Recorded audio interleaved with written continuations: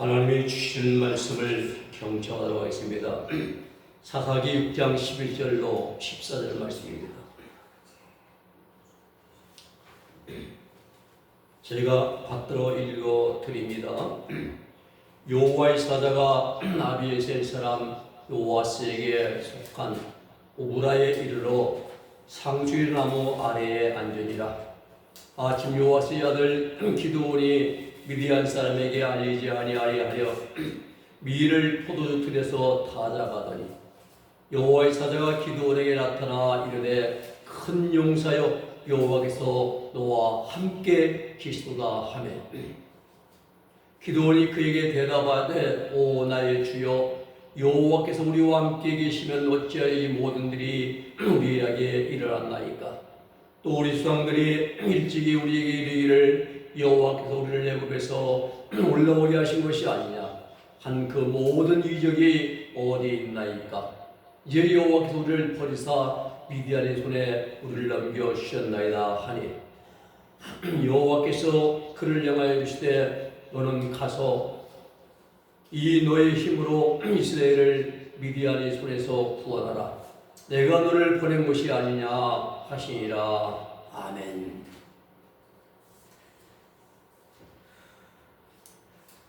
오늘 말씀의 제목은 부르시는 하나님입니다. 하나님은 부르시는 하나님이십니다. 창세기 3장에 보면은 아담아 아담아 내가 어디 있느냐 아담을 부르셨습니다. 하나님께서 금하신 선악과를 따먹고 범죄한 아담을 찾으시는 하나님의 음성입니다. 창세기 6장에서는 죄악이 관영한 세상에서 의인 노아를 부르셨습니다. 창세기 6장 9절에 보면 노아는 당대의 의인이라 의인이요 당대의 완전한 자라 그는 하나님과 함께 동행했다라고 말씀합니다. 또 창세기 12장에 보면은 우상을 섬기는 곳 갈대아 우를 떠남으로 구원받게 하시려고 아브라함아 너는 너의 본토 친척의 아비 집을 떠나라 아브라함을 부르셨습니다. 갈릴리 바다에서 고기 잡는 베드로를 부르셨습니다. 쇠관에 앉아있는 세리 마태를 부르셨습니다. 죽은 지 나흘이 지나서 썩은 냄새가 나는 나사로의 우동 앞에서 나사로야 나오너라. 주님은 나사로를 무덤에서 부르셨습니다. 믿는 자들을 옥에 가두고 매를 치고 잡아가는 그러한 사울을 다메토성에서 우리 예수님은 부르셨습니다. 그리고 오늘 저와 여러분들을 불러 주셨습니다. 그리고 오늘 본문에서 기드온을 부르십니다. 당시 이스라엘 백성들은 하나님의 말씀에 순종하지 않았습니다. 불순종의 결과는 미디안 족속의 침략과 약탈 속에서 고통과 비참한 그러한 삶을 살아갔습니다. 죽겠다고 1년 농사를 다 지어놓으면 미디안 족들이 와서 다 빼앗아가는 거예요. 그래서 오늘 기드온이 숨어서 밀타당을 하고 있는 것입니다. 이런 미디안 족속의 핍박 속에서 이스라엘은 하나님께 간구하며 구원을 요청했습니다. 하나님은 그들의 기도에 응답하셨습니다. 기드온을 부르셔서 이스라엘의 구원자 사사로 삼으셨습니다. 오늘 본문은 하나님께 기드온을 부르시고 확신을 주시는 그런 과정입니다. 첫째는 하나님의 부르심이 11절로 13절에 오늘 잘 기록이 되어 있습니다. 11절 하반절에 보면은 마침 요아스의 아들 기드온이 미디안 사람에게 알리지 아니하려 하여 밀을 포도주 틀에서 타작하였더니 우리가 잘 알고 있는 상식으로는 밀은 넓은 마당에서 이런 방석에 자리 같은 몽설 깔아놓고 타작을 하는 걸 맞습니다. 그런데 기드온은 미디안 사람들의 눈을 피하려고 은밀하게 포도주 틀 속에 들어가서 밀타작을 하고 있습니다. 포도주 틀은 포도 구덩이를 움푹하게 파놓고 거기에 가죽 같은 걸 쫙 이제 깔아놓고 그 위에 포도송이를 넣고 장정들이 시옷 입은 장정들이 들어가서 지근지근 발색은 밟아서 어깨가 다 깨트리는 거예요. 이게 포도송이 추수입니다. 계시록 17장에서 이제 큰 음녀 그 심판받을 때 포도송이 추수 나오죠. 적도 이제 분들. 근데 기도원은 그런 곳에 들어가서 지금 몰래 비를 타다고 있어요. 왜 그랬습니까? 미디안 사람들의 눈을 피하기 위해서입니다. 비참하고 가난하고 두려움에 떨고 있는 불쌍한 인간의 나아간 모습을 보게 됩니다. 미디안 사람들이 무서워서 두려워서 몰래 구덩이에 들어가서 지금 미를 타다하고 있습니다. 여러분, 이스라엘 백성들이 어떤 사람들입니까? 하나님의 백성입니다. 하나님의 자녀들입니다. 하나님께 친히 택하신 이스라엘 백성들이 지금 이방 미디안 민족의 족속을 두려워하고 있는 것입니다. 왜 그렇습니까? 하나님 말씀을 불순종하고 범죄한 때문입니다. 사람이 죄를 지으면 두려움이 생깁니다. 이러한 때 여호와의 사자가 기드온 앞에 나타납니다. 본문 11절에 보면 여호와의 사자가 기드온에게 나타나서 이르되 큰 용사여 여호와께서 너와 함께 계시도다 말씀합니다. 우리는 여기서 한 가지 사실을 눈여겨봐야 됩니다. 지금 기드온은 미디안 사람들의 눈을 피해서 포도틀 구덩이들 속에 들어 몰래 밀타작을 숨어서 하고 있습니다. 그런데 그러한 기드온을 향해서 천사는 큰 용사라고 말합니다. 큰 용사, 기보로 헤아일이에요. 기보로는 강한이라는 뜻이고요. 헤아일은 힘이라는 뜻입니다. 우리가 또 한 가지 눈여겨야 할 것은 여호와의 사자가 매우 평범한 사람 가운데 하나인 기드온을 향해서 기브로 헤아일 큰 용사라고 부르는 이유가 무엇인가? 기드온이 사람보다 다른 사람보다 재능이 뛰어나서 아닙니다. 기드온이 사람보다 싸움을 아닙니다. 지식이 많아서도 아닙니다. 주의 천사가 기드온을 향해서 큰 용사라고 말한 그 이유는 하나님이 기드온과 함께 계심을 전제했기 때문인 것입니다. 하나님이 기드온과 함께 계심을 전제했다는 말. 그래서 큰 용사를 부른 것이지, 물론 기드온은 전쟁을 나가서 수행할 능력이 있는 건강한 청년이었습니다. 반면에 미디안 사람이 두려워서 몰래 숨어서 위를 타다가는 담력이 약한 자이기도 합니다. 그러나 그러한 전능하신 하나님이 도우실 때 그러한 이제 기도는 놀라운 힘과 능력을 발휘할 수가 있습니다. 그렇습니다. 가장 중요한 것은 하나님이 나와 함께 하시는 것입니다. 하나님이 모세와 함께 할 때에 모홍의 바다가 갈라졌잖아요. 하나님이 여호수아와 함께 하실 때에 줄기차게 흘러내리던 요단강물이 굳어지지 않습니까? 오늘 여러분, 기도는 하나님이 함께 하시고 사용하시는 큰 용사로 택함을 받았다는 사실입니다. 그러나 중요한 것은 제 아무리 큰 용사라고 할지라도 자신의 본분과 사명을 알지 못하면 기도와 같이 초라해질 수밖에 없습니다. 오늘 천사는 기도에게 말합니다. 여호와 인맥하 기보로 헤아해. 여호와 인맥하 기보로 헤아해. 이 말은 무슨 말이냐? 직역하면 여호와께서 너와 함께 계신다. 강한 용사여. 이런 뜻입니다. 하나님이 함께 하실 때에 우리는 강하고 담대한 믿음의 사람이 될 수가 있습니다. 하나님이 나와 함께 하실 때에 흔들림이 없는 그러한 굳건한 견고한 신앙을 가질 수가 있습니다. 오늘 여러분 기도원을 부르시는 하나님의 말씀은 듣기 좋은 미사 여구가 아닙니다. 위로해주고 소망을 주는 그런 말도 아닙니다. 큰 용사여, 하나님이 너와 함께 한다는 이 짧지만 매우 강력한 그리고 힘이 있고 이 말씀은 담력을 담대한 믿음을 더해주는 능력의 말씀입니다. 그렇습니다. 하나님의 부르심 속에는 그 일을 감당할 만한 믿음과 능력과 힘이 다 들어있습니다. 문제는 나입니다.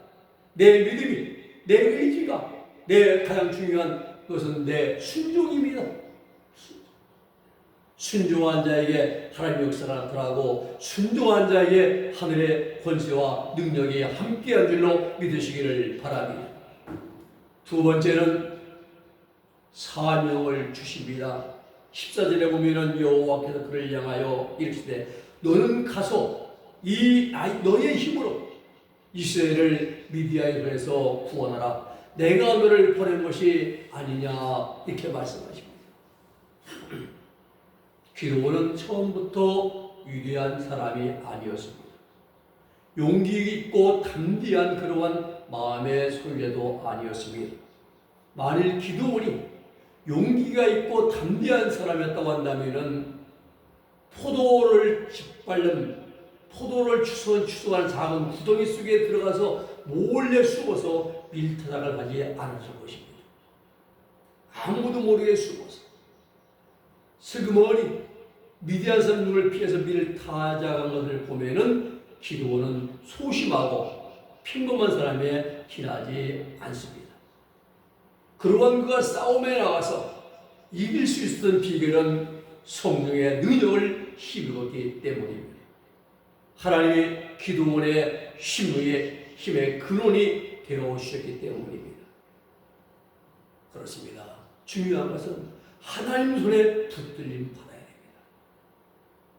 성령의 능력과 권능을 힘입어야 합니다.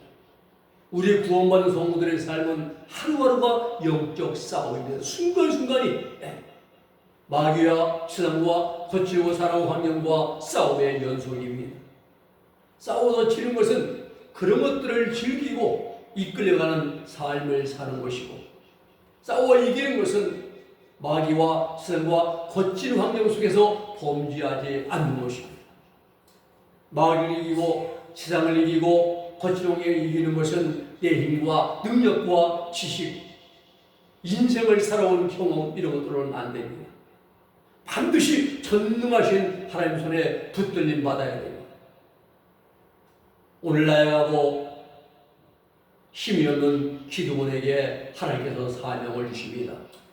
본문 14절에 보면 여호와께서 그를 향하여 이르시되 너는 가서 이 너의 힘으로 이스라엘을 미디안에 서서 구원하라.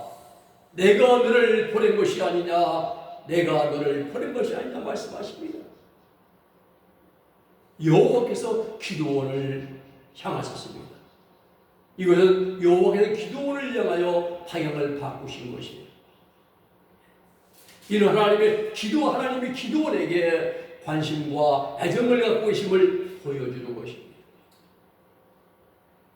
오늘 그 사공세 보면은 내가 예수님의 상처난 옆구리에 손을 넣어보지 않고는, 예수님의 손과 발에 박힌 못장을 보지 않고는 믿지 못하겠다고 의심하는 토마에게 꾸짖지 아니하시고 친히 못자국한 상처를 보여주시면서 확실한 믿음을 갖게 하신 그러한 예수님처럼, 또 하나님을 향하여 여호와께서 우리와 함께 계시면 어찌 이 모든 일이 우리에게 일어난다이까 라고 항변한 기도를 버리지 아니하시고 자비로운 눈길로 바라보시며 해결책을 주시는 하나님, 오늘 우리는 발견할 수가 있습니다.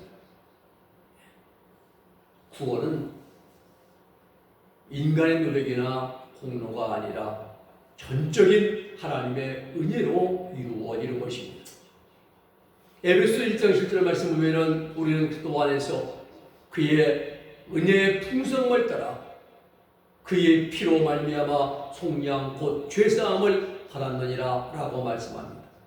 마찬가지로 이스라엘 백성들이 미디안 종속과 싸워서 해방되는 일 또한 전적으로 하나님의 도심으로 이루어지는 것입니다. 너의 힘으로 이스라엘을 미디안에서 구원하라.